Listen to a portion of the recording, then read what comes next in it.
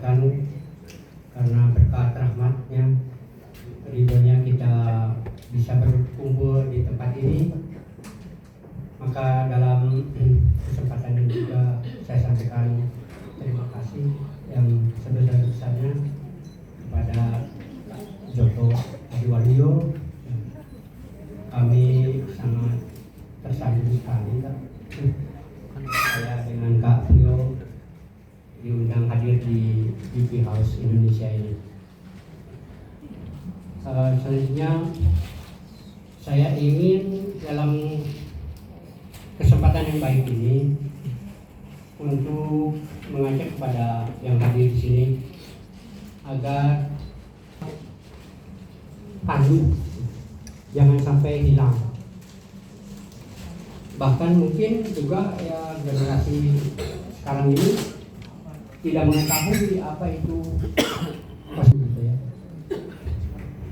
Dari sejarahnya tentu semuanya kakak-kakak yang hadir di sini pernah membacanya dari awal gagasan Lord Baden-Powell, tercetusnya Scott ya, Boy Scout, jadi Scott Movement, kemudian menyebar di Eropa, salah satunya ke negeri Belanda. Tapi di negeri Belanda tidak Boy Scout of Netherlands, mereka di sana menamakan dirinya Pathfinder, karena Indonesia pada waktu itu kita ketahui bersama dalam di bawah pemerintahan Hindia Belanda. Maka dari beberapa yang ditugaskan ke Indonesia itu ada yang Pathfinder. Mereka mendirikan di Indonesia, pertamanya itu di Batavia. Kemudian hal itu kita ketahui bersama dari buku sejarahnya bahwa para pemimpin bangsa Indonesia pada itu, pemimpin pergerakan yang masih tersembunyi itu juga tertarik untuk mendirikan organisasi Pathfinder ini gitu ya. Nah kemudian oleh pemerintah Hindia Belanda itu dibentuklah NIPW ya, Netherlands Indische Pathfinder Vereniging, Persatuan Pandu Hindia Belanda. Pemerintah Hindia Belanda kemudian mencium nada-nada bahwa organisasi Pathfinder yang dibentuk oleh para pribumi lah katakannya pada waktu itu sudah tidak sesuai dengan maksud organisasi Pathfinder tersebut. Maka organisasi Pathfinder yang dibentuk oleh pribumi itu dilarang bergabung di dalam NIPW tadi, Netherlands Indische Pathfinder Vereniging. Itu menjelang Sumpah Pemuda, jadi sekitar tahun 26 ya.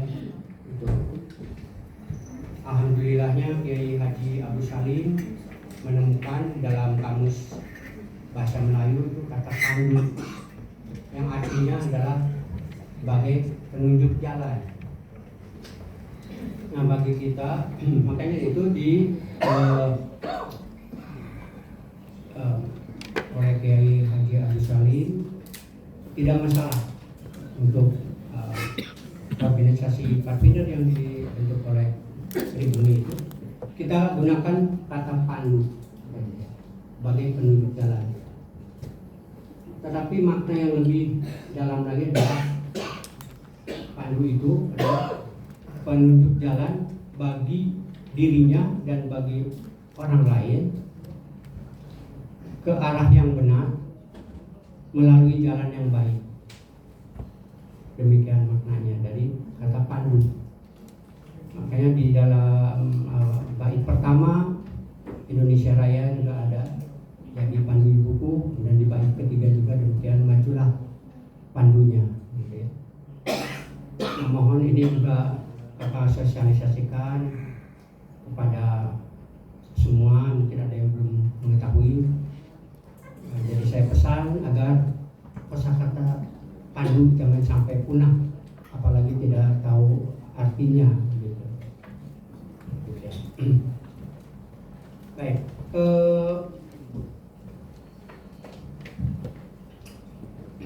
untuk yang bisa menjadi anggota kontingen Gerakan Pramuka pertama ya, ke Jambore Dunia ke-12 tahun 1967 itu. Jadi kami, ya saya dengan Kaprio dan teman-teman yang 6 itu masing-masing mendapatkan kesempatan ini dengan cara yang berbeda-beda, ya, tergantung dari persyaratan yang waktu itu ada di setiap daerahnya. Jadi saya khusus cerita mengenai bagaimana saya bisa terpilih menjadi kontingen itu, anggota kontingen Jambore 12 itu. Jadi yang berawal dari memenangi lomba-lomba tingkat, kalau saya lihat ya, lomba tingkat 1 di pasukan, lomba tingkat 2 itu tingkat kota waktu itu, karena belum ada partai ranting tingkat cabang gitu ya. Kemudian lanjut ke tingkat daerah. Okay. Nah, pada awal bulan Juni itu World Bureau dan Boy Scout of America mengundang Gerakan Pramuka dengan maksud ingin mengetahui di Indonesia ini organisasi kepanduan itu setelah dilebur menjadi Gerakan Pramuka itu seperti apa sih gitu. Maka awalnya itu undangan membiayai 3 orang peserta didik, ya, penggalang, dan 1 orang pembina untuk ikut serta World Conference-nya gitu. Tetapi kemudian Pak Sri Sultan Hamengkubuwono IX itu membentuk 1 regu menjadi 8 orang ya, regunya, dan ditambah 2 lagi itu untuk ikut serta ke World Conference. Jadi 3 orang pembina, 1 itu Kak Idik Sulaiman adalah sebagai ketua kontingennya, kemudian ada Pak Beni Supangat dan Pak Susanto.